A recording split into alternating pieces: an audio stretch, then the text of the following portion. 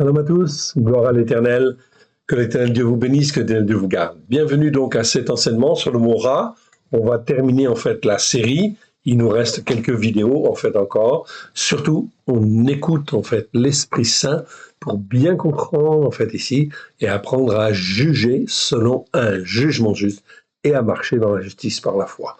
Voilà pourquoi nous sommes aussi dans Chronique. Nous terminons par Chronique, tout simplement pour voir le cas de certains rois souverains, en fait ici, qui étaient avec le Seigneur ou censés être avec le Seigneur et qui marchaient mal devant l'Éternel Dieu, ou qui marchaient bien pour certains. Eh bien, on va regarder cela. On va remettre en fait à l'Éternel donc cette vidéo, et pour qu'il nous guide, nous forme, nous façonne à la gloire de son saint nom. Père très saint, nous te rendons grâce dans le précieux nom de Yeshua. Merci de ta bonté, merci de ta fidélité, merci pour tout ce que tu fais, tout ce que tu as fait déjà, tout ce que tu fais et tout ce que tu feras en fait encore à la gloire de ton saint nom. Nous te rendons grâce. Nous voici, Seigneur, corps, âme et esprit devant toi, afin que tu nous formes, que tu nous façonnes, oui, Seigneur, afin d'apprendre à discerner ce qui est bien et ce qui est mal, en fait, ici devant toi, afin de faire les œuvres que toi, tu as préparées d'avance, afin de te glorifier, toi, le seul vrai Dieu et celui que tu as envoyé. Aide-nous, mon Dieu, mon Père, à te faire plaisir. Nous voici, Seigneur, devant toi. Nous nous couvrons du sang précieux de l'agneau et parle, nous te disons, parle, Seigneur, ton serviteur, ta servante, écoute. Alléluia. Amen. Allons donc dans le texte, nous sommes donc dans 2 Chroniques, chapitre 21, verset 6, plus précisément. Et il marcha dans la voie des rois d'Israël. Ok, donc là on parle de Yehoram.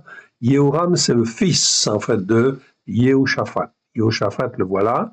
C'est ce qu'on a vu en fait dans les vidéos précédentes. Ok, et en fait maintenant c'est son fils Yehoram qui règne. Donc, Yehoshaphat fut en fait un roi qui chercha bien l'Éternel, en fait, ici. Okay? Il laissa quelques hauts lieux quand même dans le pays, ce qui n'est pas bien, bien sûr, devant l'Éternel. Mais d'une manière générale, en fait, ici, il garda effectivement le cap, en fait, ici. Okay? Donc, ça fait partie des bons rois. Yehoram, on va le voir, en fait, ce qui se passe avec lui, son fils. Yehoram avait 32 ans, pardon. Yehoram avait 32 ans lorsqu'il devint roi. Il régna 8 ans à Yerushalayim. Il marcha dans la voie des rois d'Israël, en fait ici, comme avait fait Arav. Okay? Arav, c'est Achab, le mari de Jézabel. Vous vous souvenez, je pense. Car il avait pour femme une fille de Arav. Donc il avait épousé une fille, en fin de compte, de Achab, de Arav, qui s'appelle Athalie. On va en parler tout à l'heure, en fait, ici. Et il fit ce qui est mal aux yeux de l'Éternel. Donc voilà un roi de Juda, en fait, ici, qui fait ce qui est mal devant l'Éternel, aux yeux de l'Éternel. Okay? C'est important, car, en fait, ici, pour chacun de nous, quand nous sommes rachetés par le sang de l'agneau, c'est vraiment une grâce merveilleuse, fantastique. Et en fait, tout est accompli depuis 2000 ans au travers de Christ Yeshua pour que nous puissions saisir toute la parole de Dieu, l'écouter et la mettre en pratique avec grâce et vérité. Okay? C'est donc extrêmement important de bien comprendre cela et d'apprendre à faire ce qui est bien devant l'Éternel et d'écarter ce qui est mal. D'où, en fait, ici, c'est cette série de vidéos qui, justement, vise à nous apprendre ce qui est bien et ce qui est mal devant l'Éternel, afin effectivement de bien marcher. Ok, donc on va laisser en fait ici ce passage et on va aller dans notre texte en fait ici, dans notre commentaire, comme on le fait en fait à l'habitude. Ok, le commentaire en fait le voici, donc on va en fait ici le recentrer et on va le parcourir en fait ici. Ok, donc tout ce qui est en fait en vert, c'est nouveau par rapport à la fois précédente. Donc, mais vous aurez le texte en fait lui-même, donc en fait ici, mercredi prochain, vous aurez, en fait, même peut-être avant cette fois-ci, puisque maintenant on envoie les commentaires systématiquement à chaque vidéo, c'est mieux, effectivement, pour, en fait, ici, le peuple de Dieu. Afin d'apprendre bien ce qui est bien devant l'Éternel et d'apprendre à discerner. Donc, le mot ra, resh haïn, on le voit en fait ici, ok, ça se prononcera, existe 663 fois dans 623 versets. Bien sûr, depuis le temps, nous devons effectivement bien le savoir. La première fois où ce mot apparaît, c'est dans Genèse 2,9. On est dans le jardin d'Éden, je reviendrai sur cette notion après, évidemment, et effectivement, donc on en fera un commentaire détaillé. Ok. Donc, la connaissance, l'arbre de la connaissance du bien et du mal, ok, qui n'est accessible en fait que dès lors que je donne mon cœur et ma vie à Yeshua. Sinon, la notion de bien et de mal, elle est hermétique, très hermétique. Ok. Donc, voici, voir aussi Ésaïe 45, versets 7 à 12, en complément, bien sûr, de la définition. Le mot ra, comme on le voit dans les dictionnaires, ça veut dire mal, mauvais, ce qui est mal, ce qui est mauvais, les gras. Selon les racines hébraïques anciennes, en fait, la racine rechaïn que l'on voit là est l'emblème de tout ce qui est terrestre, opaque et mauvais, en fait, ici. Donc, en fait, sans résumé, ça n'a rien de spirituel, en fait, ici. Okay. Donc, c'est pas une finalité, on est bien d'accord. Ok. Nous avons vu en fait le mot réa, en fait ici, là nous avons le mot ra, et nous avons vu que le mot réa, en fait ici, eh bien c'est la même racine. Okay, donc ça va nous parler du prochain, de l'autre. Okay. L'autre, le prochain, réa en fait en hébreu, existe 188 fois dans 173 versets. Pas toujours très bien traduit, c'est traduit en fait ici 69 fois dans la seconde par prochain et 44 fois par autre. Ok, donc c'est important de bien comprendre en fait cela. Le prochain, c'est l'autre. Ami, en fin de compte, dans 41 versets, ça c'est pas très bon en fait ici, car réa ne veut pas dire ami, non. Dans la version second. Donc c'est les versets qui sont normalement en fait à revoir en fait ici. Donc vous aurez en fait, je pense que vous avez le mot réa aussi dans le Milon Katsar. Donc, si vous voulez aller voir les versets, vous pouvez aller les voir. Un autre mot hébreu, en fait, nous interpelle, très intéressant dans notre étude, c'est le mot ro'a. Donc là, vous voyez, c'est toujours la racine resh aïn, mais la vocalisation est différente. Ok? C'est ro'a cette fois-ci. Ce mot-là, en fait, hébreu, existe 19 fois dans 19 versets et il est très, très, très intéressant. Le mot roi décrit un état de dégradation morale et spirituelle intense où se mêlent malice, perversité, influence des esprits de Bélial. Ok, donc on est dans la dégradation, c'est toujours, on est bien d'accord, par rapport en fin de compte à la Torah, on est bien d'accord, la Torah qui est la vérité. Okay, donc dans le monde entier, en fait ici aujourd'hui, au niveau de notre pays, au niveau de notre propre maison, c'est toujours la Torah qui fait la référence et qui doit toujours faire la référence. Voilà pourquoi, si on veut juger, en fait, il faut juger selon les jugements justes qui sont dans la Torah, oui bien sûr. Car tous les jugements qui sont dans la Torah, les prophètes et les psaumes, à la lumière de Yeshua, sont des jugements justes devant l'Éternel. Voilà pourquoi l'Éternel Dieu nous apprend à distinguer ce qui est bien et ce qui est mal, et nous ordonne de marcher selon un jugement juste et dans la justice par la foi. Donc, lorsque je dois juger, je dois pouvoir apprécier si le prochain, l'autre, en fait ici, n'est pas dans une dégradation spirituelle, morale et spirituelle intense, où se mêlent malice, perversité, influence des esprits de Bélial. Okay? Bon, vous voulez des exemples? Eh bien, en fait, ici, dans l'état actuel, en fait, ici, okay, on peut considérer dans les actualités, on le voit très très bien, que, en fait, ici, le comportement de l'État, en fait, ici, de l'Iran, l'État terroriste, bien sûr, est, en fait, ici, très très loin de la Torah, évidemment, et on se retrouve, puisqu'ils sont enfermés dans une doctrine religieuse qui n'est pas celle de Dieu et qui est contraire en fait à la Torah, on est là dans une dégradation morale et spirituelle intense où se mêle malice, oui bien sûr, perversité, car l'État en fin de compte de l'Iran, les chefs en fin de compte de là-bas, eh bien ils cherchent toujours en fin de compte à gagner du temps et en fait à obtenir ce qu'ils veulent dans le but, en fait ici, vous le voyez, de détruire en fait Israël. Voilà pourquoi ils en fait ici font tout avec perversité, malice et influence des esprits de Bélial, esprits de Satan, donc, qui visent en fin de compte à vouloir détruire effectivement Israël. Ok. Détruire Israël, mais aussi financer le Hezbollah, financer le Hamas, financer les Houthis, etc., dans un but, en fait, ici, de répandre, en fait, la mort, plutôt que de s'occuper de développer l'économie, de développer le social, de développer toutes sortes de choses, en fait, ici, pour l'Iran, pour les bienfaits de l'Iran et de la population. Non, tout est focalisé sur, en fait, une voie, en fait, ici, très mauvaise, la destruction d'Israël. Alors, est-ce qu'un tel gouvernement, en fin de compte, doit subsister?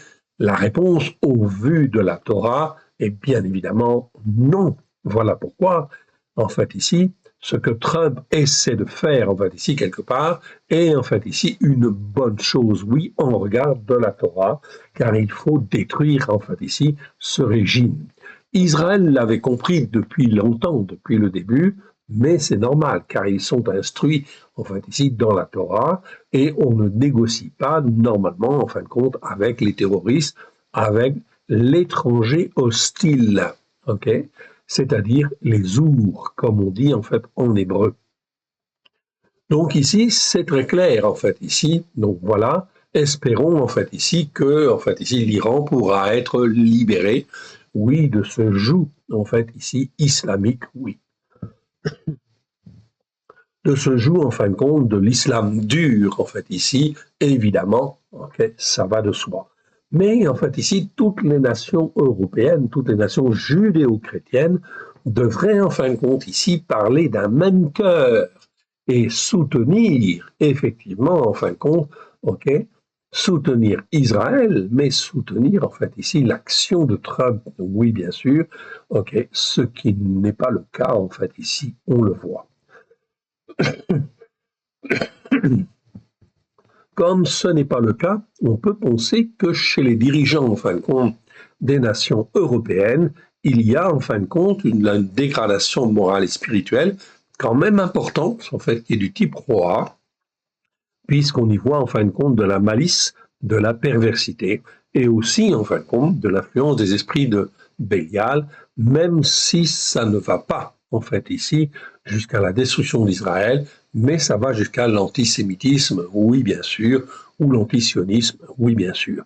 Donc tout ça, ce sont des esprits, en fin de compte, démoniaques, qui agissent sur les populations dès lors qu'il y a de l'iniquité qui perdure, en fait, ici, dans le temps. Je rappelle iniquité. Iniquité, c'est tordre les Écritures, les déformer. Dès lors qu'on tord les Écritures, on les déforme, eh bien, on est automatiquement dans l'iniquité. Et l'iniquité, en fait, entraîne systématiquement les péchés, les transgressions devant Dieu, et c'est faire ce qui est mal devant Dieu. Voilà pourquoi nos sociétés, en fait, occidentales, judéo-chrétiennes, sont en proie, en fin de compte, à toutes sortes de malheurs, mais ce n'est que le début, en fin de compte, des malheurs. Nous avons vu, en fait, aussi le mot ra'a, en fait, ici, qui est un verbe cette fois-ci, ok, ra'a, qui, en fait, au ifil, en fait, ici, conjugué au ifil, c'est une forme verbale, veut dire faire le mal ou faire du mal. Okay, comme l'Éternel dit, en fait ici, par rapport à Israël, comme Israël n'écoutait pas, eh bien, à un moment donné, l'Éternel commence, on a des versets qui disent cela, l'Éternel commence à faire du mal. Toujours, toujours, dans le but d'amener, en fait, ici, progressivement, en fin de compte, des malheurs, en fait, ici, qui sont de différentes tailles, différentes mesures, en fait, ici, dans le but, c'est toujours dans le but, en fait, de mettre les hommes dans une certaine détresse qui peut devenir une détresse de plus en plus oppressante et de plus en plus oppressante qui amène l'angoisse. Le but, en fin de compte, de cela, c'est que les hommes et les femmes puissent se poser les bonnes questions et revenir à l'Éternel, car le croyant qui est dans la détresse oppressante qui amène l'angoisse, Sarah en fait en hébreu, dès lors qu'il appelle, il se repent, il appelle en fait l'Éternel au secours, l'Éternel tend sa main et retire en fait ici le croyant repentant en fait ici de la détresse oppressante qui amène l'angoisse. Mais cette détresse, elle continue, oui bien sûr, pour en fait ici, notamment les autres, oui bien sûr. Ok. Nous avons vu aussi le verbe ra'a, en fait, ici. Donc, on a ra'a comme ceci avec un aïn, en fait, ici en finale. Et nous avons ra'a, en fait, aussi. Ça se prononce de la même manière, mais avec un et au bout. OK. Donc là, c'est pas le même verbe, oui, bien sûr. Ra'a avec un et, en fait, au bout. Eh bien, ça veut dire, en fait, ici, ça veut dire que cela nous parle, en fait, ce verbe-là nous parle de tous les soins terrestres que l'on apporte aux peines, aux soucis, aux chagrins, aux afflictions. Okay, d'où le verbe paître, oui bien sûr, qui en découle, ainsi que le mot pasteur, oui, prêtre, etc. En fait ici, oui, tous les responsables spirituels, je dis bien tous les responsables spirituels, okay, qu'ils soient prêtres, okay, catholiques, protestants, évangéliques ou autres, peu importe, en fait ici, leur but sur la terre, c'est de s'occuper des problèmes des brebis, ra'a, en fait ici, le début de la racine, rechaïn, en fait ici, on a du mal à sélectionner, voilà, pour, en fait ici, et leur donner la vie, en fait ici. Mais la vie de l'éternel, oui, bien sûr. Okay. C'est donc très, très important. C'est la responsabilité des pasteurs que de prendre soin des brebis. Okay. Alors, est-ce que, en fin de compte, les pasteurs, les prêtres, etc., ou les diacres, ou les responsables spirituels ont fait, en fin de compte, ce qu'il fallait depuis 2000 ans? La réponse, vous le voyez, Yeshua est venu, tout est accompli depuis 2000 ans, et aujourd'hui nous sommes en 2026. Est-ce que les hommes et les femmes croient ou espèrent en fait à la Torah de l'Éternel, alors que tout est accompli depuis 2000 ans? Ok, vous pouvez juger, oui, bien sûr. Et en fin de compte, vous allez vite comprendre que, effectivement, en fait, ici, eh bien, l'Église n'a pas fait son boulot, ou les croyants n'ont pas fait leur boulot comme il convenait. Et donc, les responsables, bien sûr, si, en fin de compte, l'éducation n'est pas faite, en fait, ici, correctement, eh bien, en fait, on s'aperçoit que, effectivement, les dirigeants, nos dirigeants, ne sont pas instruits, en fait, ici, suffisamment bien pour dire, en fait, ici, Torah Emet, ta Torah est la vérité. Conséquence, eh bien, en fait, ici, il y a des problèmes. Au bout de 2000 ans, oui, bien sûr. Ok, donc l'Éternel Dieu va juger toutes les responsables, en fait, ici, toutes les autorités, oui, bien sûr. Les autorités religieuses, oui, bien sûr, elles ont une part de responsabilité très, très, très importante. Mais aussi, en fin de compte, tous les responsables politiques. En fait, ici, tous les responsables, les préfets, les maires, etc., tous ceux qui sont en autorité quelque part dans la société. Oui, bien sûr. Jacob, on voit bien que le mot ra'a, ici, que l'on traduit par, en fait, être berger, en fait, ici, ou être pasteur, a aussi, dans certains versets, le sens de conduire, de diriger, de gouverner, dès lors que l'on a une autorité. On a plusieurs versets pour ça, je vous les ai donnés déjà. Genèse 48, 15, Jacob bénit Yosef et dit que le Dieu en présence duquel m'ont marché mes pères, Abraham et Isaac, que le Dieu qui m'a conduit, donc là on retrouve le verbe ra, depuis que j'existe jusqu'à ce jour, etc., etc. Donc le sens de diriger, oui bien sûr, psaume 78, verset 72, et David les dirigea, c'est le verbe ra'a ici, c'est pas paître en fait ici, non, parce qu'on parle du peuple, du peuple, en fin de compte, de Juda à l'époque, donc David, du peuple d'Israël. Eh bien, en fin de compte, David les dirigea les enfants d'Israël avec un cœur intègre et les conduisit avec des mains intelligentes. Voilà donc là ce que doit faire, en fait, ici, un responsable. Et voilà, entre autres, ce que devrait faire notre président, oui, bien sûr. Car il est né dans une culture judéo-chrétienne, il a été élevé, bien sûr, et il devait comprendre que, en fin de compte, l'Éternel Dieu est celui qui a créé les cieux et la terre, et que la France, en fait, ici, a hérité, effectivement, d'une part de cette terre, dans le but, effectivement, en fait, d'exprimer, en fait, ici, des choses très intéressantes devant l'Éternel, et d'être un soutien pour Israël, et en fait, ici, un exemple pour toutes les nations. Voilà pourquoi la France, elle a une certaine notoriété au niveau mondial. On écoute ce que la France, en fait, dit. Oui, bien sûr, c'est extrêmement important. Cette position privilégiée spirituelle, en fait, on va dire, eh bien, c'est l'Éternel Dieu qui l'a préparée, en fait, ici, et qui a disposé depuis le début, en fait, ici, cette faculté et cette capacité, en fait, ici. Donc, la France a un rôle tout à fait particulier. Il faut bien comprendre, en fait, cela devant l'Éternel au niveau spirituel. Jérémie, par exemple, 49-19, nous dit quel est le chef, en fait, ici. Donc, on voit que le mot, en fait, ici, Ra'a, le verbe Ra'a, peut avoir ici le sens de être un chef, oui. Qui me résistera? Quel est le chef qui me résistera? Donc, on voit au travers, en fait, ici, de ce verset, on peut le penser, c'est tout à fait juste, en fait, ici, de dire que tous les chefs de tous les pays, qu'ils soient rois, qu'ils soient en fin de compte présidents, eh bien, en fin de compte, ont une responsabilité devant l'Éternel, le Dieu d'Israël, celui qui a créé les cieux et la terre. Donc, il faut recaler, en fait, les choses. Et la seule parole, en fait, ici, qui, en fait, est valable, la seule référence aux yeux de l'Éternel, c'est pas la loi des hommes. C'est pas le droit international, non. En fait, ici, c'est la Torah, en fait, ici, qui est la référence. Voilà pourquoi nous croyons, quel que soit l'endroit où nous sommes, nous devons bien prendre conscience, en fait, de cela dans notre tête et dans notre cœur, en fait, ici, car nous servons l'éternel Dieu, en fait, ici, le Dieu d'Abraham, de Isaac et de Jacob, le Dieu d'Israël, le Père de notre Seigneur Yeshua, qui nous a rachetés il y a 2000 ans pour qu'on soit ses serviteurs, son serviteur ou sa servante.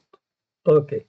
Michée chapitre 5, verset 4 nous dit, en fait ici on parle là de Yeshua, il se présentera et gouvernera avec la force de l'Éternel, avec la majesté du nom de l'Éternel, son Dieu. Donc, on voit bien que, en fait, ici, la finalité des cieux et de la terre, c'est d'installer la Torah, en fait, ici, sur la terre, pour que toutes les îles espèrent en la Torah de l'Éternel. Les îles, ce sont les peuples, en fait, ici. Ésaïe 42, oui, bien sûr. Revenons, en fait, au mot Ra, en fait, ici, qui veut dire mal, en fait, ici, notamment comme dans 1 Roi chapitre 11, verset 6. Et Shelomo fit ce qui est mal aux yeux de l'Éternel, et il ne suivit point pleinement l'Éternel, comme David, son père, en fait, ici, le fit. Ok? Il ne suivit point pleinement l'Éternel, comme David, son père. Mon frère, ma sœur, y a-t-il un croyant, juif ou non juif, qui fasse exactement ce que l'Éternel Dieu veut, en fait, ici, et qui suit pleinement, en fin de compte, David, en fait, ici? Je ne crois pas, en fait, ici, qu'il y ait de croyants comme cela. Personnellement, je n'en suis pas convaincu. Moi-même, en fait, ici, je le vois bien, en fait, ici, on est, en fait, ici, incapable de faire, en fait, ici, parfaitement les choses. Non, on fait des erreurs. Ok, on a des jugements qui sont pas tout à fait bien calés, etc. Et on ne fait pas forcément pleinement les œuvres de l'Éternel. Donc nous avons tous besoin de nous repentir des ténèbres qui peuvent être dans nos cœurs et dans nos vies, oui bien sûr. Il convient d'avoir là, en fait ici, de l'humilité, oui bien sûr. Car Salomon, en fin de compte, lui, il a vu la gloire sur la terre, en fait, ici, et il a reçu, en fait, une sagesse telle qu'aucun homme, en fin de compte, n'a reçu, parce qu'il faisait ce qui est bien devant l'Éternel. Il s'est laissé corrompre, en fait, ici, à la fin de sa vie, oui, bien sûr, hein, ok, mais c'est très important de se repentir, même quand on fait des erreurs, oui, bien sûr, surtout quand on fait des erreurs, évidemment. Nous avons vu dans Ésaïe 45, verset 7, où l'Éternel dit, je forme la lumière, ok, et je crée. Ici, c'est le verbe bara. Bara, c'est créer, mais c'est créer à partir de rien. C'est créer avec la parole.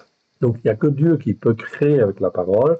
Et lorsqu'en fait, nous pouvons créer, en fait, ici, le bien ou la guérison, etc., c'est parce que l'Éternel agit ou peut agir au travers de nous. Oui, bien sûr, nous ne sommes pas, en tant qu'hommes, capables de créer, en fait, ici, certainement pas. Donc, bara, c'est une expression qui appartient à Dieu, mais l'Éternel Dieu, dans sa bonté, eh bien, il veut répandre, en fait, ici, sa gloire dans nos cœurs, dans nos vies, au travers de Yeshua. Comme Yeshua l'a dit dans Jean 17, Père très saint, je leur ai donné la gloire que tu m'as donnée, afin que eux soient un, comme nous sommes un. Donc, je crée, en fait, ici, okay, les ténèbres. Ténèbres, c'est rochère. Retenez en fait le mot, on ne l'a pas étudié dans le détail, on le fera car c'est très important. Les ténèbres, c'est l'obscurcissement en fin de compte. Okay, eh bien, en fin de compte, c'est l'obscurcissement aussi dans nos pensées, dans notre cœur, etc. Ça s'appelle les ténèbres. Oui, c'est très important ce mot. Donc l'Éternel crée les ténèbres. Crée les ténèbres, oui, parce qu'ils sondent les cœurs, ils sondent les reins, en fait, ici. Donc, en fonction de ce que l'homme, en fait, ici, reçoit au fond de son cœur, s'il écoute la parole de Dieu pour la mettre en pratique comme l'Éternel Dieu le veut, et qu'il écoute, en fait, le Saint-Esprit, il n'y a pas de ténèbres, en fait, en lui, ou tout au moins, en fin de compte, ok, il l'espère au travers de Christ Yeshua, mais Christ Yeshua a tout accompli pour que les ténèbres s'en aillent, s'écartent. Mais c'est un apprentissage. Mais dès lors qu'on ne fait pas la volonté de Dieu, qu'on n'écoute pas la Torah pour la mettre en pratique avec grâce et vérité, cela veut dire qu'il y a des ténèbres en nous, en fait, ici. Donc, dans ce cas-là, s'il y a des ténèbres, ça veut dire qu'il y a des choses qu'on ne peut pas voir ou qu'on ne peut pas bien entendre. Je donne la prospérité et je crée le mal. Donc là, c'est en fait pas toujours facile en fait à entendre. Donc l'Éternel crée le mal. Oui, en fait ici. Ok, c'est pas l'adversité. Comme exactement, vous pouvez prendre en fait un exemple en fait ici très très clair. Ok, dans les années en fait 2020, 2023, il y a eu effectivement le Covid. Ok, enfin la Covid. Ils disent la Covid. Bon, moi je veux bien, hein, c'est pas un problème. Donc c'est le mal. Et ce mal, il a en fait ici frappé en fait ici nation après nation en fait ici. Oui, ça c'est un avertissement. L'Éternel crée en fait ici le mal, oui, pour avertir les uns et les autres qu'il est en train de juger. Nous sommes en fait à la fin du temps des nations, donc il y a des jugements qui vont venir et des jugements en fin de compte très durs en fait ici pour tous ceux qui persévèrent à faire ce qui est mal devant l'Éternel. Ok, je fais toutes ces choses. Avec cette 130e vidéo, nous sommes à la 130e vidéo. Eh oui, ok. Donc là, effectivement, en fin de compte, nous sommes à la 649e fois où nous rencontrons le mot rat, en fait, ici. Pardon, je me suis trompé, je n'ai pas corrigé, en fait, ici. 650e fois, en fait, ici. Donc, il nous reste plus que 13, en fait, ici, fois avoir le mot rat. Okay, donc, on a bientôt terminé, effectivement, cette série sur le mot rat, qui n'a qu'un seul but, c'est de nous apprendre, en fait, ici, à réfléchir sur cette notion de bien et de mal, et de toujours choisir ce qui est bien devant l'Éternel et ce qui est mauvais de l'écarter effectivement. À ce stade, nous pouvons affirmer, oui, bien sûr, que tous ceux qui n'écoutent pas, en fait, ici, les enseignements, en fait, ici, les enseignements de la Torah, pour les mettre en pratique, font ce qui est mal aux yeux de l'Éternel, le Dieu d'Israël, le Dieu d'Abraham, le Dieu d'Israël et le Dieu de Jacob, le Père de notre Seigneur Yeshua. Ça, c'est très, très, très, très, très important. OK? Pourquoi? Parce que ça veut dire que dans ce cas-là, ils ne peuvent absolument pas, en fait, avoir un jugement juste devant l'Éternel. C'est impossible. Les Yeshua nous parlent des vierges folles et des vierges sages. Donc, notamment tous ceux qui ont été rachetés par le sang de l'agneau, ils doivent écouter et ils doivent mettre en pratique. Ok, regardez Matthieu chapitre 25, versets 1 à 12. On parle là de 10 vierges. Effectivement, 5 sont sages et 5 sont folles. Ce sont toutes des vierges. Donc, elles ont toutes été lavées par le sang de Christ, par le sang de l'agneau. Mais il y en a certaines qui se préparent, oui, donc qui apprennent en fait à juger ce qui est bien et ce qui est mal, et en fin de compte à ne pas faire ce qui est mal devant l'Éternel. Par contre, les folles, elles disent non, nous avons été rachetés par le sang de l'agneau. Ok, nous attendons l'enlèvement. Ok, puisque nous sommes lavés, purifiés par le sang de l'agneau, nous n'avons rien à faire. En fait, ici, tout est accompli. C'est un raisonnement faux. Quand on dit tout est accompli, c'est pas en fin de compte pour ne rien faire. C'est justement parce que tout commence. Dès lors que je donne mon cœur et ma vie à Yeshua, le sang de l'agneau me lave, me purifie, je deviens une vierge. Mais en fait ici, je dois apprendre en fait ici à distinguer ce qui est bien de ce qui est mal. Si je n'apprends pas à distinguer ce qui est bien et ce qui est mal, je vais continuer à faire ce qui est mal. Et vous le voyez très bien, notamment avec tous les croyants qui disent en fin de compte, non, on n'a pas besoin de faire le Shabbat, on n'a pas besoin de faire les fêtes de l'Éternel. Ok, tout cela est accompli par Christ. Eh bien, c'est une erreur de jugement. Cela veut dire qu'on est dans l'iniquité, en fait, ici, et on ne va pas progresser. On ne peut pas, en fin de compte, devenir une vierge sage en ayant ce type de comportement ou ce type de raisonnement. Voilà pourquoi il convient de prévenir effectivement toutes celles qui se comportent mal devant les seigneurs, qui ne font pas ce qui est bien. En 2026, l'Éternel, le Dieu d'Israël, le Dieu d'Abraham, le Dieu d'Isaac, le Dieu de Jacob, le Père de notre Seigneur Yeshua, conformément aux Écritures, amène les malheurs. Ok? Donc je ne veux pas dire qu'il commence à faire du mal parce qu'il a déjà commencé depuis déjà un moment. En fait, ici, mais cela s'accélère et en 2026, ça va s'accélérer d'une manière, en fait, ici, beaucoup, beaucoup, beaucoup plus importante. Ok. L'épée, donc les malheurs, c'est l'épée, c'est la famine, c'est la peste, mais aussi les êtres par lesquels le malheur arrive. Ok. Yeshua confirme bien que le jour de l'Éternel est un jour de ténèbres et de colère, en fait, ici. On avait parlé la fois dernière de l'incendie meurtrier, en fait, ensuite, qui a fait une quarantaine, en fait, de morts et 119 blessés. Oui, c'est un malheur qui touche de nombreuses familles. Espérons, effectivement, en fait, que cette affaire, parmi tant d'autres, puisse interpeller, en fait, les uns les autres et qu'ils puissent, en fait, se poser les bonnes questions et revenir à l'Éternel, le Dieu d'Israël. Ok. Jacques Moriti, le propriétaire du bar, est comme ce que décrivent en fait ici les prophètes, une bête féroce. Je vous donne en fait ici cet exemple. C'est un exemple parmi d'autres. Il y en a d'autres, hein, on est bien d'accord. Une bête féroce, pourquoi? Parce que par lui arrive le malheur.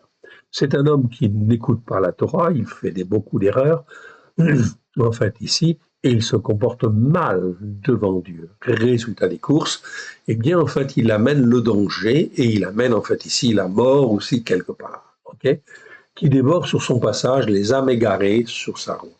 Nous avons déjà vu en hébreu que l'expression raya ra'a, ok, elle existe, Elle s'écrit comme ceci, en fait, en hébreu, souvent traduite par bête féroce, nous parle, en fait, des bêtes de malheur, ou des bêtes qui amènent le malheur, ou les êtres humains apportant, en fait, le malheur. Oui, c'est pareil, en fait, ici. Raya, ça veut dire qui a la vie, en fait, ici. Mais ça peut être un animal ou ça peut être un homme, en fait, ici. Et Ra'a, ça veut dire le malheur. Comme vous pouvez l'entendre aussi, les narcotrafiquants qui agissent et créent en fait la terreur sont aussi, selon l'Écriture, des bêtes féroces. Oui, hein, quand ils viennent avec une Kalachnikov dans un quartier et répandent en fait la terreur, c'est comme des bêtes féroces. Oui, des êtres par qui le malheur arrive. Oui, en fait ici, tout simplement parce qu'en fin de compte, ok, eh bien, en fin de compte, une balle peut effectivement, en fin de compte, tuer quelqu'un, etc. Et ça, en fait, ici, instruit, mais établit la terreur. Ce n'est pas ce que Dieu veut, en fait, ici. On est bien d'accord là-dessus. Mais c'est les conséquences du péché, des transgressions et des iniquités. À Nantes, deux jeunes, en fait, ici, je ne sais pas si j'en ai parlé la fois dernière, deux jeunes de 14 ans et 16 ans, sous la menace de narcotrafiquants, ont été dévêtus et ont dû, en fait, creuser leur tombe. Les narcotrafiquants voulaient les tuer, en fait, ici. Par la grâce de Elohim tout nus, ils ont pu s'enfuir et se réfugier chez des voisins, des habitants voisins, en fait, ici, qui ont appelé, en fait, la police et ils ont été sauvés. Oui, il y a des bêtes féroces en France, aussi partout, en fait, en Europe et dans le monde, oui, bien sûr, dès lors que l'on n'écoute pas la parole de Dieu, en fait, ici, et qu'on ne la met pas en pratique. Dans la Torah, il est bien dit, en fait, ici, que si tu écoutes et que tu mets en pratique, en fait, ici, tous les étrangers hostiles, tout ce qui est, en fait, ici, amène le malheur, ne viendra pas dans ton pays et ne te touchera pas, en fait, ici, si tu écoutes et si tu mets en pratique. OK, d'un cœur sincère, en fait, ici. C'est une réalité spirituelle qui n'est que la conséquence des péchés et des transgressions et des iniquités. Car Yeshayahu dit bien sur cette route, en fait, ici, Ésaïe, en fait, ici, 35, 9 dit, sur cette route, celle de Christ, celle du Mashiach, nulle bête féroce ne la prendra, en fait, ici. Ok, je reprends la traduction. Donc, vous voyez ce que dit l'Écriture, et il faut avoir foi dans l'Écriture. Oui, il faut écouter, il faut mettre en pratique. Il faut être un guéber, en fait, ici, c'est-à-dire un homme instruit ou une femme instruite, en fait, ici, oui, qui croit dans la parole de Dieu et qui croit que la parole est la vérité. Oui, dans ce cas-là, l'Éternel garde, met des anges autour de la personne et la garde. En fait. Encore une fois, où sont les chrétiens rachetés et censés être greffés sur la racine d'Israël? Nous sommes en 2026, ok? Plus de 2000 ans après la venue, en fin de compte, de Yeshua, qui est venu pour accomplir, en fait, les Écritures, les promesses que l'Éternel Dieu a faites à Abraham, de racheter des croyants, des juifs et des non-juifs, et de les greffer sur la racine d'Israël. Où sont leurs témoignages? Ok? À l'heure actuelle, les nations judéo-chrétiennes sont incapables d'avoir un jugement juste devant l'Éternel, le Dieu d'Israël. Macron, notre président, est toujours un insensé en regard des Écritures. Bien sûr, il ne les comprend pas. Il n'est pas croyant, il l'a refusé, rejeté. En fait, ici, la religion, en fait, ici. Je ne devrais pas dire la religion. Il a rejeté Dieu, il a rejeté Christ, en fait, ici. Macron est devenu même le prince des insensés. Cela veut dire qu'il attire le malheur sur la France et les Français, car il ne sait même pas que la France et les Français sont devant l'Éternel Dieu d'Israël la première des nations qui devrait soutenir Israël. Première chose. Deuxième chose, à être la première des nations à voler au secours de tous les chrétiens persécutés, en fait, ici. Donc, cela veut dire qu'effectivement, les chrétiens qui sont persécutés en Afrique, en Asie, partout, en fait, ici dans le monde, eh bien, ça devrait être une préoccupation première, en fait, ici, de la France et des Français. Oui, parce que nous devons montrer l'exemple. Ça ne veut pas dire que nous devons tout faire, mais ça veut dire que la France, en fait, ici, avait un rôle particulier à jouer, en fait, ici. Elle devait être la première des nations à voler au secours de tous les chrétiens persécutés, car ceux-ci sont rachetés pour être greffés sur la racine d'Israël. Macron, au final, ne soutient nullement Trump lorsque celui-ci capture un dictateur, un tyran, en fait, ici, pour son peuple, qui de plus est un narcotrafiquant. Non. Vous pouvez voir que Macron est totalement hors course dans ses priorités devant l'Éternel, le Dieu d'Israël. Et pourtant, la première réaction de Macron était très positive quand il a entendu, en fin de compte, que Trump avait, en fait, ici, capturé, en fait, Maduro, le président du Venezuela. Il a dit, il a une réaction très positive. Macron était très positif, sa réaction était très positive et excellente. On regarde la Torah, les prophètes et les psaumes, à la lumière des choix. Macron a dit, enfin, le peuple vénézuélien est libéré, en fait, du joug d'un dictateur. OK? Cela ne venait pas de lui, mais c'était un clin d'œil, en fait, ici, de l'Éternel et de l'Israël, car la France et le président de la France ont bien un rôle particulier à jouer sur la scène internationale, un rôle primordial, en fait, ici. OK. Primordial à tel point que l'avis de la France, Trump l'a entendu. Même Trump, le président des États-Unis, en fait, ici, a été honoré de cette remarque. Il l'a relayé sur les réseaux sociaux. OK. Même Trump. Donc, vous voyez que Trump, en fait, ici, en fait, il écoute, bien sûr, quand même, en fait, ici, et c'est un bien, en fait, ici, quelque part. Ce serait un bien si, effectivement, Macron était bien ancré sur la Torah, les prophètes et les psaumes, et soutenait, en fait, Israël. Oui, il aurait dû être le premier, en fait, ici, chef d'État à soutenir Israël et à encourager, en fait, contre Trump, oui, bien sûr, dans ses voies. Il a été honoré, en fait, de cette manière. Vous voyez que la France, de par l'éternel, a un rôle spécial à jouer. Malheureusement, vous avez remarqué que Macron a changé de sa position officielle pour une attitude fausse et hypocrite, mettant le droit international en avant. En fait, en 2026, je l'ai dit tout à l'heure et je le répète, ce n'est pas le droit international qui prime dans les temps prophétiques qui sont les nôtres. Dans les temps prophétiques qui sont les nôtres, c'est la Torah. Okay, la Torah dit que tu dois combattre ce qui est mal. Depuis la venue de Yeshua, tout est accompli pour que l'homme instruit ait la victoire. Donc remarquez en fait ici ce qui se passe avec l'Iran. En fait ici, est-ce qu'on entend la France? Est-ce que la France en fait ici soutient Trump en fait ici dans ce qu'il envisage de faire? Non, en fait ici. Mais la France devrait être à côté, bien évidemment, devrait être à côté en fin de compte de Trump et devrait être parmi les premières, en fait, la première des nations, en fait ici, à en fait ici vouloir en fait ici exterminer, je dis bien exterminer, le régime terroriste de l'Iran, car c'est un régime terroriste. Il finance en fait des organisations terroristes et en fait ici, bien sûr, devant l'Éternel Dieu, en fait ici, le jugement doit venir. En fait ici, l'Iran est totalement coupable. Le régime est totalement coupable. Donc oui, et il doit être condamné. Il aurait dû être condamné depuis déjà pas mal de temps. Oui, bien sûr. OK? Donc c'est effectivement, en fait ici, la position que la France aurait dû avoir. Depuis la venue de Yeshua, tout est accompli pour que l'homme instruit ait la victoire. Donc cela fait 2000 ans déjà. Depuis 2000 ans, la victoire est acquise par le Christ. Où sont donc les chrétiens rachetés et censés être greffés sur la racine d'Israël?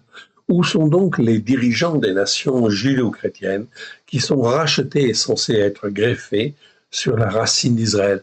Où sont ces dirigeants pour libérer en fait un peuple opprimé en fait ici par la barbarie, par le terrorisme? Oui, bien sûr. Tous les Iraniens ne sont pas des terroristes. Oui, on est bien d'accord. Donc le peuple iranien devrait être soutenu, épaulé. Oui, bien sûr. OK. On devrait mieux s'en occuper.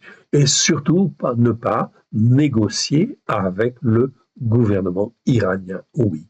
Donc la position de Trump de ne pas vouloir faire de négociations avec le régime israélien tant qu'il y a effectivement des massacres là-bas, effectivement c'est une excellente chose, c'est une bonne position. Espérons que l'action de Trump soit efficace. Okay? Le problème avec Trump, c'est qu'il ne connaît pas bien, c'est un chrétien évangélique. Donc il ne connaît pas bien la Torah, en fait ici, et comme il ne connaît pas la Torah, il n'a pas été enseigné, en fin de compte, comme, en fait ici, l'Éternel Dieu l'aurait voulu, en fait ici, oui bien sûr. Macron n'a même pas conscience de son iniquité, non plus, en fait ici. Macron n'a aucune crainte de l'Éternel, le Dieu d'Israël, le Dieu d'Abraham, le Dieu d'Isaac, le Dieu de Jacob, le Père de notre Seigneur Yeshua. Si Trump savait qu'il était, en fin de compte, qu'il était dans la bonne voie, en fait ici, il faut le guider, en fait ici. Et la France, en fin de compte, devrait être à côté, en fin de compte, de Trump pour dire ce qu'il faut faire ou ne pas faire en regard de la Torah. Le fait que Trump veuille, en fait, ici, avoir le Groenland, c'est pas, en fait, ici, une bonne chose. C'est pas conforme à la Torah. Non. Donc, il faut raisonner Trump, oui, bien sûr, et lui dire, c'est pas conforme à la Torah. C'est un croyant, en fait, ici. Il est zélé pour l'Éternel. C'est un guébert. C'est un homme fort, en fait, ici. Donc, la seule chose qui peut, en fait, ici, bien le guider, bien le formater, c'est la Torah, car la Torah est au-dessus et l'Éternel Dieu est au-dessus de lui. Oui, bien sûr. Mais Macron n'a aucune conscience, en fin de compte, de ces éléments-là. En fait, ici, il est à côté de la plaque. Okay. Macron n'a aucune crainte de l'Éternel, le Dieu d'Israël, le Dieu d'Abraham, de Isaac et de Jacob, le Père de notre Seigneur Yeshua. Macron, l'insensé, symbolise en réalité aujourd'hui, en fait ici, symbolise de plus le choix de la France et des Français d'être sans Dieu. Donc il y a une partie des Français qui veulent être laïcs. Oui, bien sûr, mais c'est une très mauvaise chose en proclamant qu'elle est une république laïque, que la France est une république laïque. C'est une très mauvaise chose et c'est un très mauvais choix. Ok ? Très mauvais choix, pourquoi ? Parce que ça veut dire que l'on rejette Christ. Par voie de conséquence, cela ouvre la porte à l'islam, en fait en France. Okay. Regardez ce qui se passe aux États-Unis, à New York. Le nouveau maire, Zoran Mondani, a pris ses fonctions au 1er janvier 2026 en prêtant serment sur le Coran, sur une terre censée être chrétienne. La dégradation morale et spirituelle s'intensifie, la malice, la perversité et l'influence des esprits de Bélial gagnent les églises, mais aussi les partis politiques. Oui, on ne se rend pas compte. On est dans la perversité, la malice, la perversité et l'influence des esprits de Bélial. Écoutez en fait nos politiques, les discussions en fin de compte qu'il y a, c'est de la mésentente en fait ici à longueur de temps. C'est qui dominera sur l'autre, etc. L'intérêt n'est pas de servir en fait ici Dieu, évidemment. Donc tout cela est mal devant Dieu. En France, les prochaines élections risquent de voir élire des hommes et des femmes de confession arabo-musulmane qui ne manqueront pas en fait, d'imposer par la suite les valeurs de l'islam en France. C'est vraiment, en fin de compte, une aberration. L'Église était censée envahir le monde, mais c'est le monde qui a envahi l'Église, ça tout le monde le sait. La France aurait-elle perdu son identité en reniant le Christ? Et là, on peut se poser les questions. La conséquence, en fait, ici, l'islam, une religion qui nie le Christ, en fait, ici, prend place en France et de manière insidieuse. Elle est déjà fortement implantée. En 2022, un rapport disait qu'il y avait 2600 lieux de culte musulmans et plus de 900 mosquées, en fait, en France. Tiens, donc, Ça, c'est vraiment, en fin de compte, une erreur, oui. La France n'est pas un territoire islamique. Non, absolument pas. Et nous n'avons rien à faire avec, en fait, l'islam. Oui, bien sûr. Ça ne veut pas dire qu'il faut faire la guerre, on est bien d'accord. Mais, en fait, ici, en termes de politique d'immigration, c'est pas ça qu'il fallait faire. Il fallait dire la France, elle est française, et la France aurait dû, en fait, ici, parler de la parole de Dieu et de la Bible, oui, bien sûr. Imposer, en fin de compte, la Bible à tous ceux qui rentrent en France et le respect, en fin de compte, bien sûr, de la Bible, en fait, déjà, au moins, en fait, ici, tout au moins, dans les lignes, en fin de compte, qu'elle était capable de comprendre. Sur la scène internationale, la France et les Français sont mis en première ligne, car la France est la première des nations à être jugée devant l'Éternel, le Dieu d'Israël. Oui, Mais la France, de toute façon, en fait, ici, elle est jugée d'après la Torah. Aujourd'hui, en 2026, 2000 ans après la venue de Yeshua, la France et les Français sont sur la voie de la condamnation, sont même condamnés, en fin de compte, déjà. On regarde les Écritures. OK?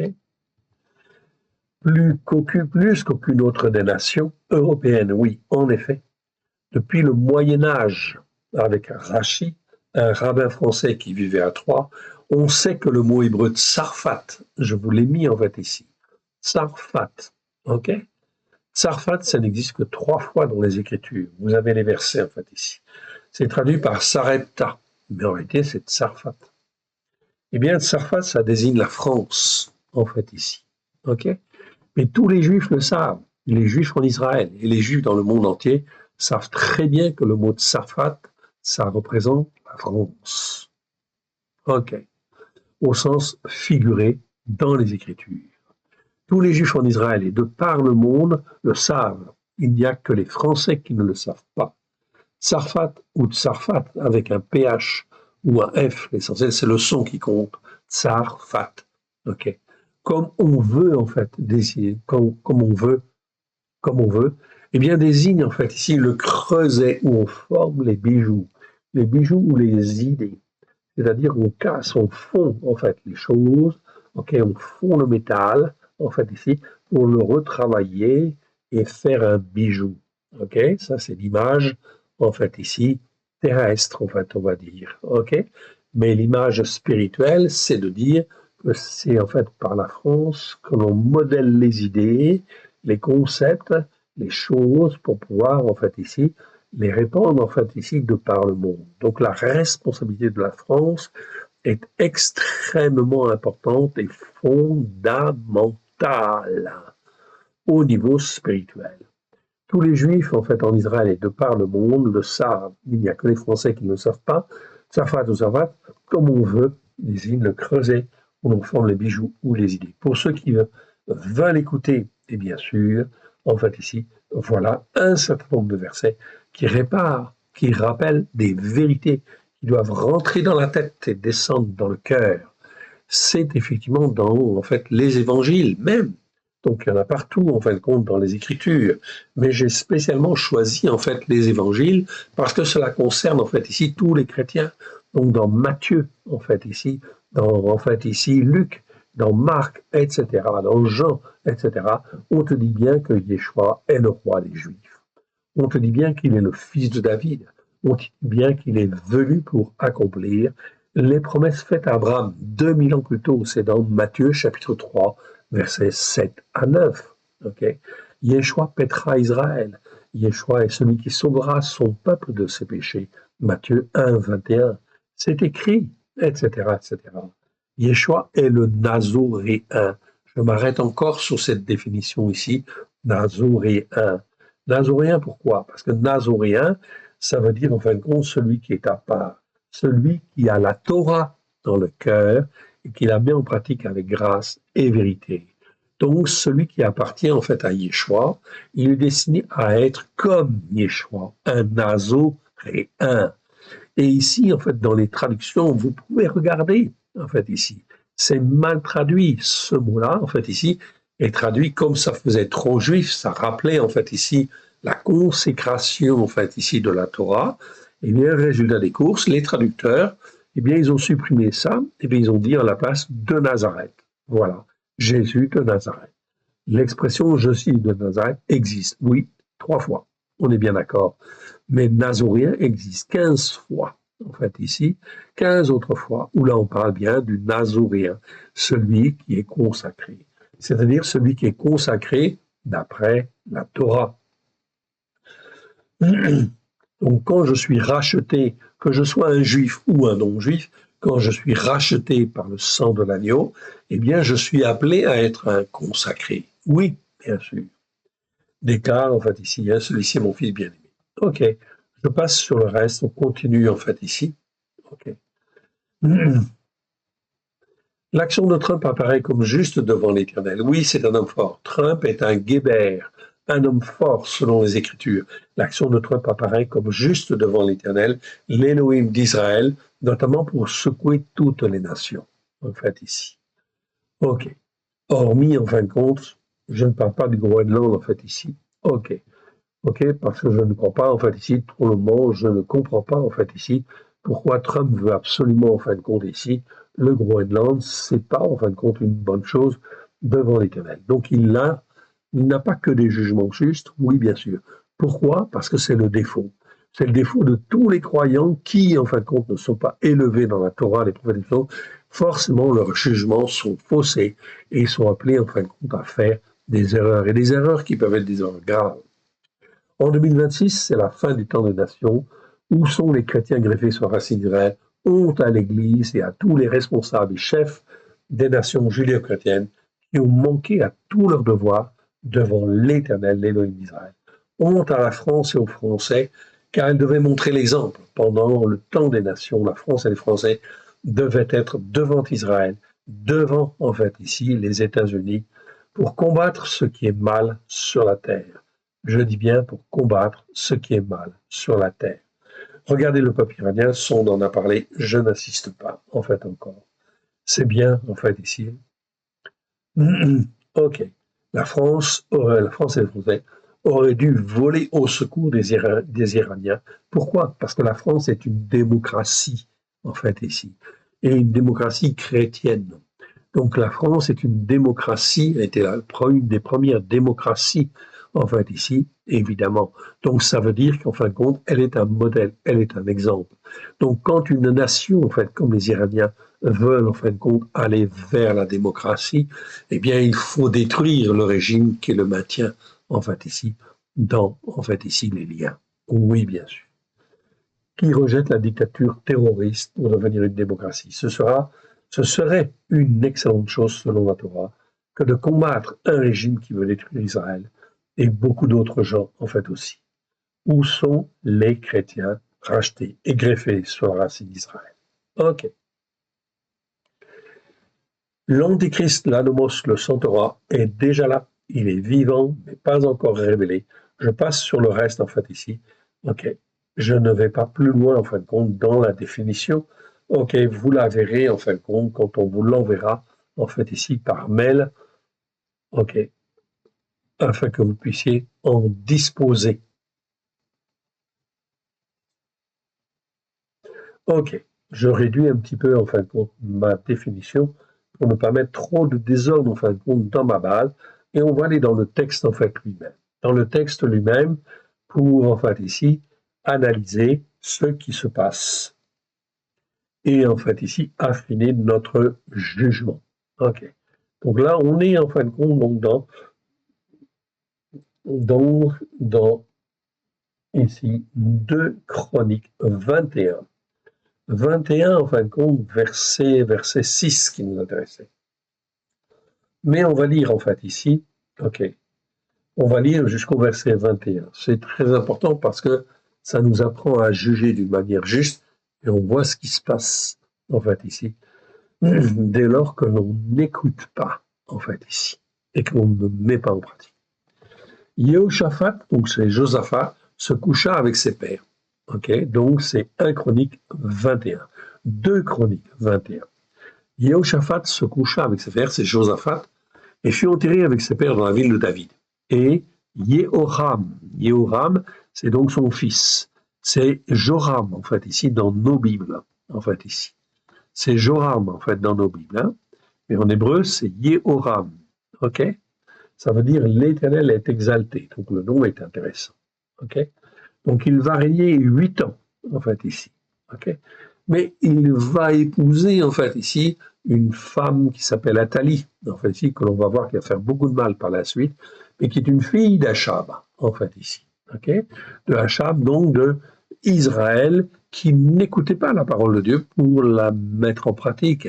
Donc, une corruption, en fin de compte, énorme.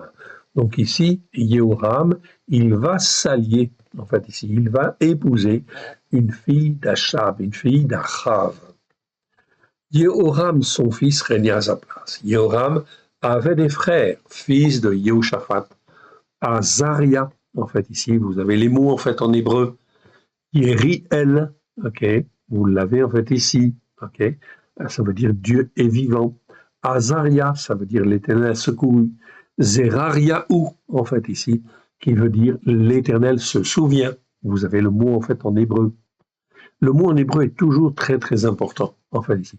C'est le nom qu'on trouve dans les dictionnaires, hein, c'est pas forcément la signification tout à fait exacte. Ok, ça demande beaucoup, beaucoup de temps et je n'ai pas vérifié, en fait, ici, la signification de tous les mots. Azariaou, en fait, ici, ça veut dire, en fait, ici, l'Éternel a secouru, en fait, ici. C'est la même chose, effectivement, en fait, ici, que Azaria. Azaria ou Azariaou, c'est pareil. Donc, il y a eu deux Azaria, Azaria et Azariaou, apparemment, en fait, ici, comme frères, apparemment. Miraël, en fait, ici, qui veut dire qui est comme Dieu. Fatiaou, qui veut dire l'Éternel a jugé. Donc, on voit que tous les noms de ces fils-là sont des noms, en fait, ici, qui sont glorieux, qui glorifient l'Éternel. C'est toujours tourné vers l'Éternel. Mais en réalité, dans ce verset, on te dit, en fait, ici, tout cela, en fait, ici, des fils de Jéhoshaphat, ok, eh bien, en fin de compte, sont, en fait, ici, au roi d'Israël, en fait, ici. Donc, c'est pas facile, en fait, ici, à traduire, mais il y a un problème de traduction, en fait, ici. Car Jéhoshaphat, dans nos traductions, on te dit tout cela sont fils de Jéhoshaphat, Josaphat, roi d'Israël. Mais Jéhoshaphat n'est pas roi d'Israël. Donc, la traduction n'est pas bonne, en fait, ici. Il y a un problème. Il y a un problème sur cette traduction, et donc on ne peut pas dire que Jéhoshaphat est roi d'Israël. Non, il est le roi de Juda. Donc le verset veut dire autre chose, en fait, ici. Donc je ne peux pas l'affirmer à 100%, en fait, ici, mais ici, il y a quelque chose qui ne va pas, ça c'est certain. Donc ce serait certainement mieux de dire, en fait, ici, tout cela sont des fils de Jéhoshaphat, tout cela, des fils de Yosha, sont au roi d'Israël. C'est-à-dire qu'ils étaient remplis, en fin de compte, de corruption, en fait, aussi, quelque part. Donc, c'est quelque chose dans ce sens-là. Je ne veux pas vous l'affirmer à 100%. Okay, mes connaissances, en fait, en hébreu ne sont pas suffisantes, en fait, aujourd'hui, en fait, ici. Mais il y a un problème, en fait, ici, quand même.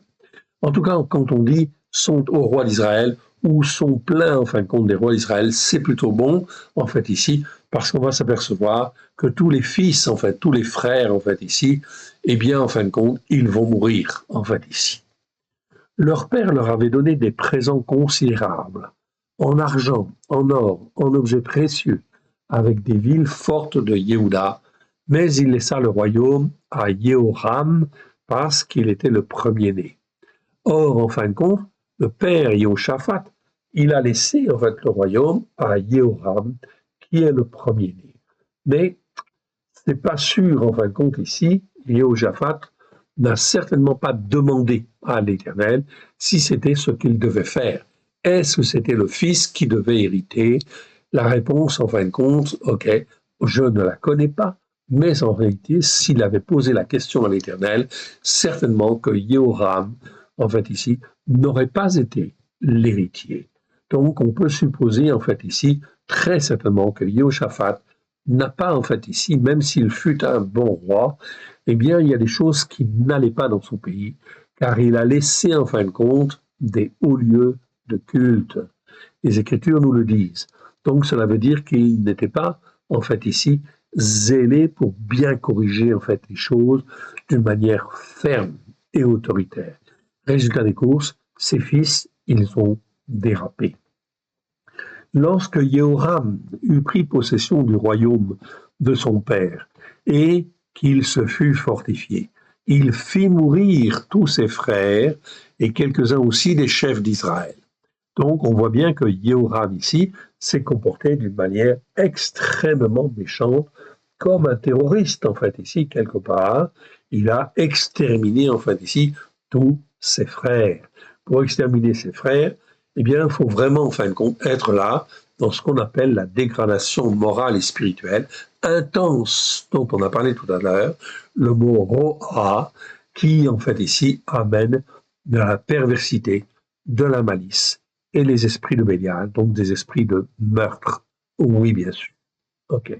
Donc des esprits de rivalité, de meurtre, de jalousie, etc. Yehoram avait 32 ans lorsqu'il devint roi. Il régna 8 ans à Yerushalayim. Il marcha dans la voie des rois d'Israël. Donc on voit tout de suite, ici il marche dans la voie des rois d'Israël. C'est impossible que Jehoshaphat, son père, ne l'ait pas senti ou ne l'ait pas vu en fait avant. Comme avait fait en fin de compte les rois d'Israël. Il marcha dans la voie, en fin de compte, des rois d'Israël, comme avait fait la maison de Achav. Ok, Achav, c'est Achab, oui bien sûr, car il avait pour femme une fille de Achav, et oui, de Achab, donc roi d'Israël. Et c'est Athalie cette femme, on va le voir tout à l'heure. Il fit ce qui est mal aux yeux de l'Éternel.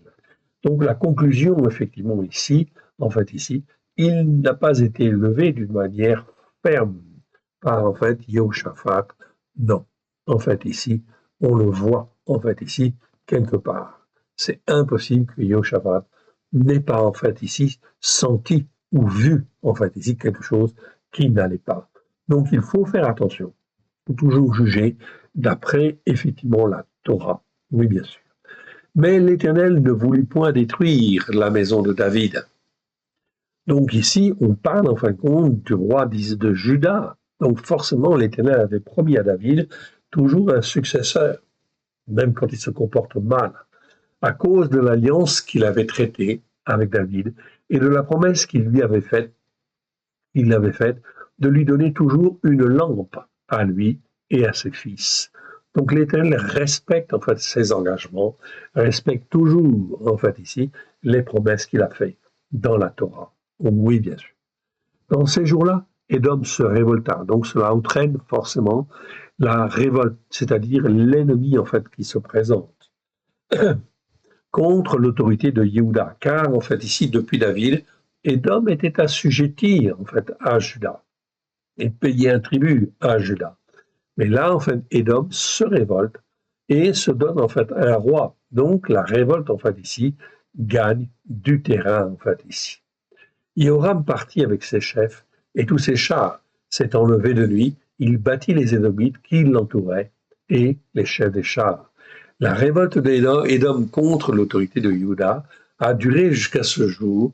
Limna se révolta, en fait ici, dans le même temps, contre son autorité parce qu'il avait abandonné l'Éternel, l'Élohim de ses pères.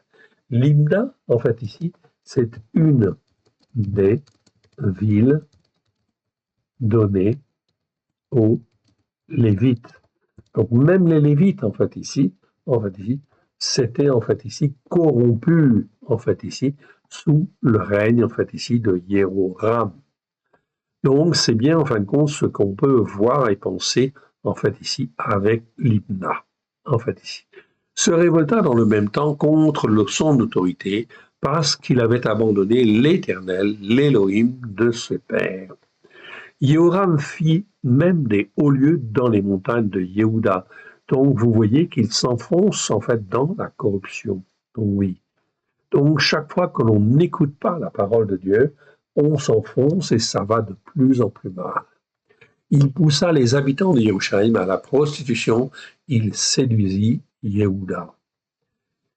Il lui vint un écrit du prophète Élie, en fait ici disant, ainsi parle l'Éternel, l'Élohim, de David ton père, parce que tu as marché dans les voies de Jehoshaphat, parce que tu n'as pas marché dans les voies de Jehoshaphat ton père, et dans les voies d'Assa, en fait ici, roi de Juda, qui était le père, en fait ici, de Jehoshaphat, mais que tu as marché dans la voie des rois d'Israël, en fait ici, parce que tu as entraîné à la prostitution Yehuda et les habitants de Yerushalayim, comme l'a fait la maison de Achab à l'égard d'Israël, et parce que tu as fait mourir tes frères, meilleurs que toi, la maison même de ton père, voici, l'Éternel frappera ton peuple d'une grande plaie, tes fils, tes femmes et tout ce qui t'appartient.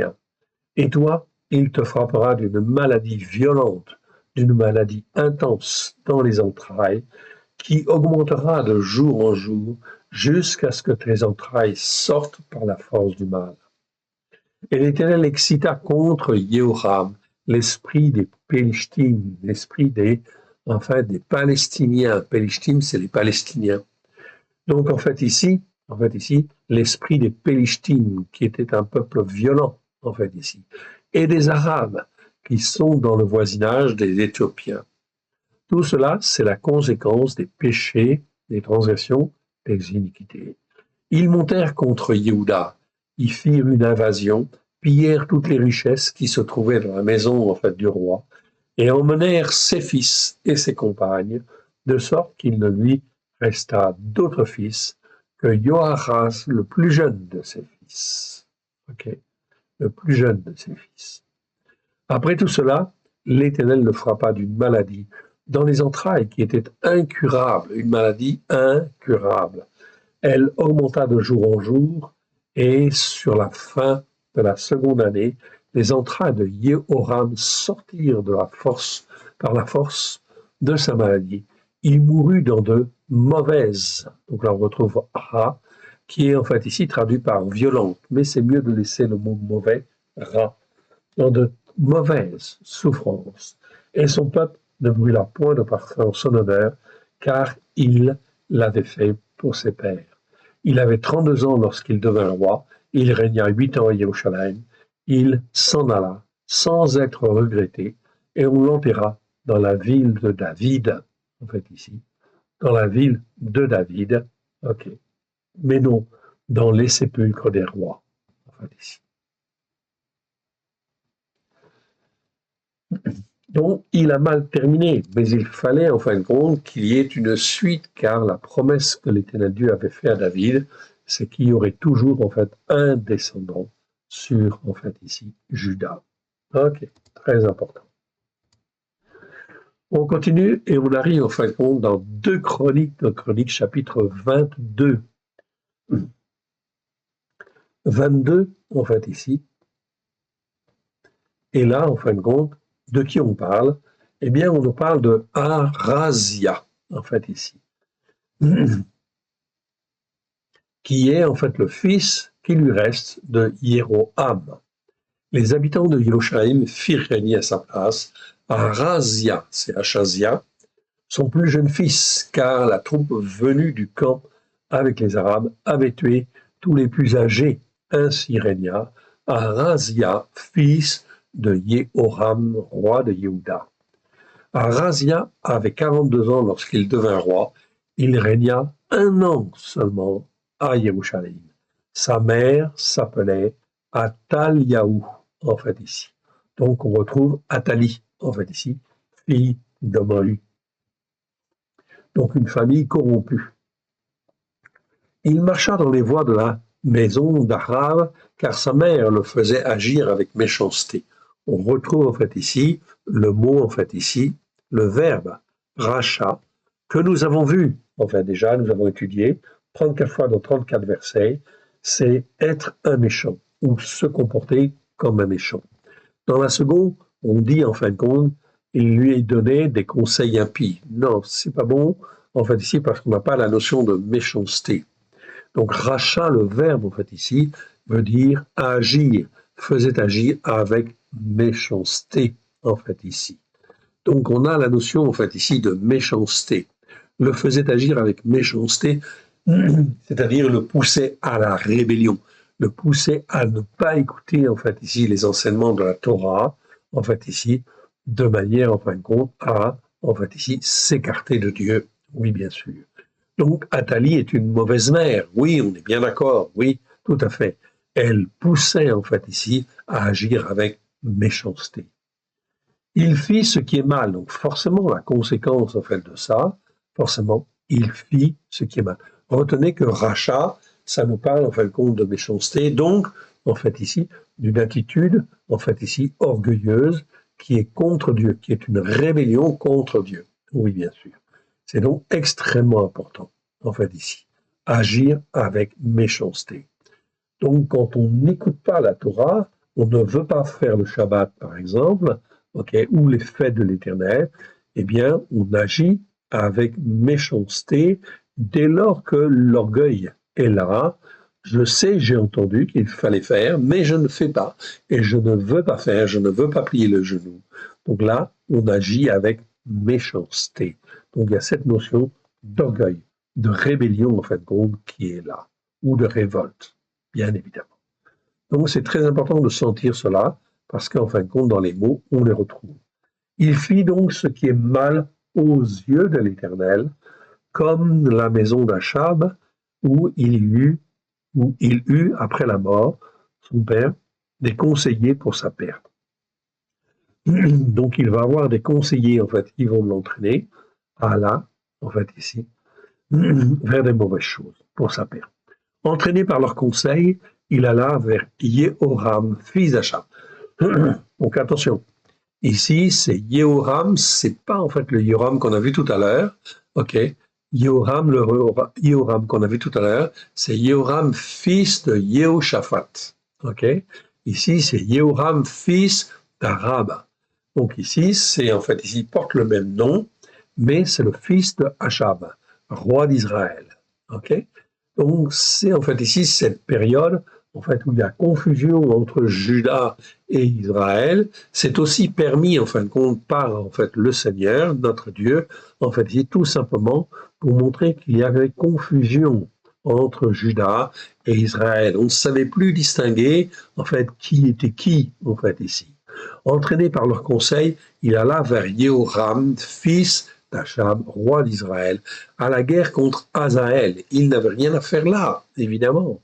Donc, il alla, en fait, ici, faire la guerre au roi, en fin de compte, de Syrie, en fait, ici, Hazaël, roi de Aram. Aram, c'est la Syrie.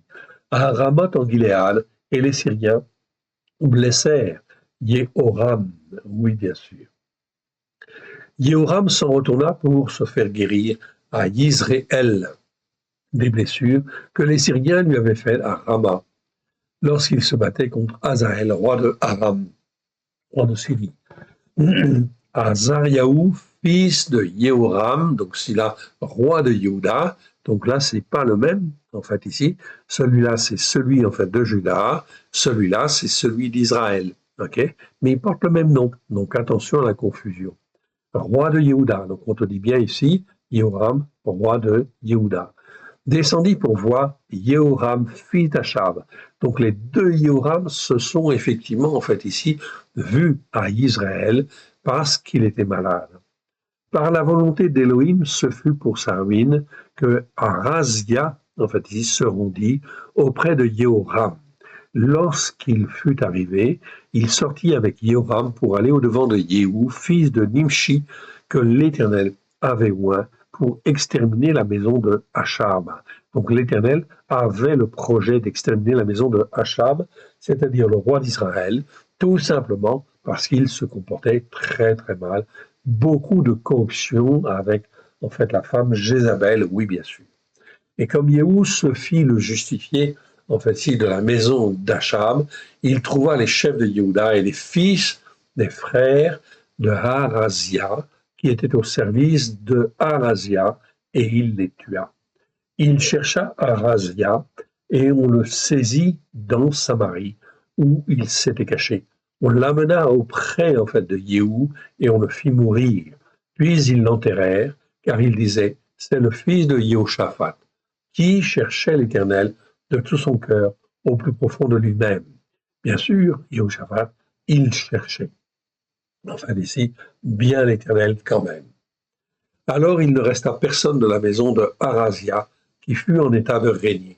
Comme il n'y avait personne, en fait, ici pour régner, eh bien, c'est en fait ici Athaliaou, c'est-à-dire la femme d'Athalie qui devint reine de Juda.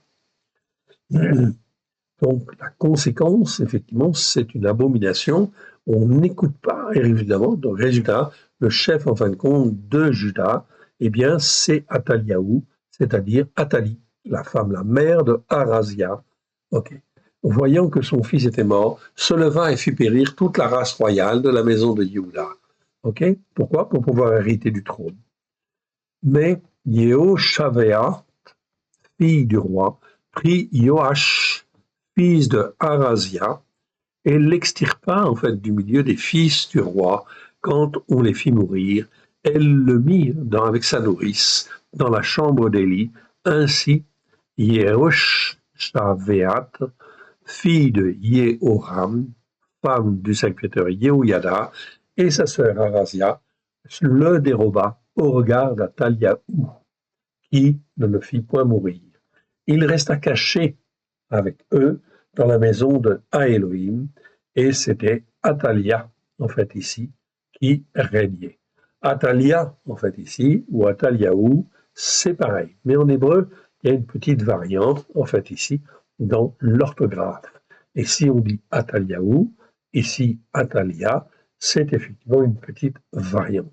Ou ici Athaliahu, ok, et ici Athalia. Mais c'est la même personne. Donc il y a une raison à cela, mais ce n'est pas en fait le sujet ici de l'enseignement. On verra en fin de compte plus tard. En fait ici. On continue et on va en fait ici au passage suivant. Et le passage suivant nous amène en fait ici dans 2 Rois 25. Ok, 2 Rois 25. Ok, donc on arrive à un roi de Juda, à Amatzia, roi en fin de compte de Yehuda, que l'on étudiera en fait ici la fois prochaine. On va s'arrêter là en fait aujourd'hui, en fait ici, donc à 2, en fait ici, Chronique 25, verset 19. Ok, 653 fois. Ok, très bien. Et on continuera en fait la fois prochaine. Remettons à l'Éternel Dieu, en fait ici, ce que nous avons reçu. Père très saint, merci pour tout ce que tu nous as donné aujourd'hui, en fait ici. Que ce qui n'est pas de toi dans le nom d'Yeshua s'en aille dans les lieux arides. Étant ta main bienfaisante, que par la puissance de ton Saint-Esprit, tu nous fasses comprendre, en fait ici, ces versets, que ce qui n'est pas de toi s'en aille dans les lieux arides, que ce qui est de toi soit moins de grâce et de vérité, que tu puisses nous en faire comprendre la largeur, la longueur, la hauteur et la profondeur, avec grâce et vérité au travers de Yeshua. Et que cette parole puisse être plantée dans nos cœurs, oui, produire des racines profondes, puisse s'élever afin de nous former, de nous apprendre à juger d'une manière plus juste à la gloire de ton Saint-Nom, et d'apprendre à discerner quelle est ta volonté, les œuvres que toi tu as préparées d'avance pour te glorifier dans les temps qui viennent. Merci Seigneur. Aide-nous Seigneur à te faire plaisir, car en fait ici, sans toi, nous ne pouvons rien faire. Étends ta main bienfaisante, qu'il se produise des signes et des prodiges dans chacune de nos vies à la gloire de ton Saint-Nom. Tu es notre Dieu et nous sommes ton peuple. Gloire à l'Éternel. Que l'Éternel Dieu vous bénisse. Que l'Éternel Dieu vous garde. Shalom. À très bientôt.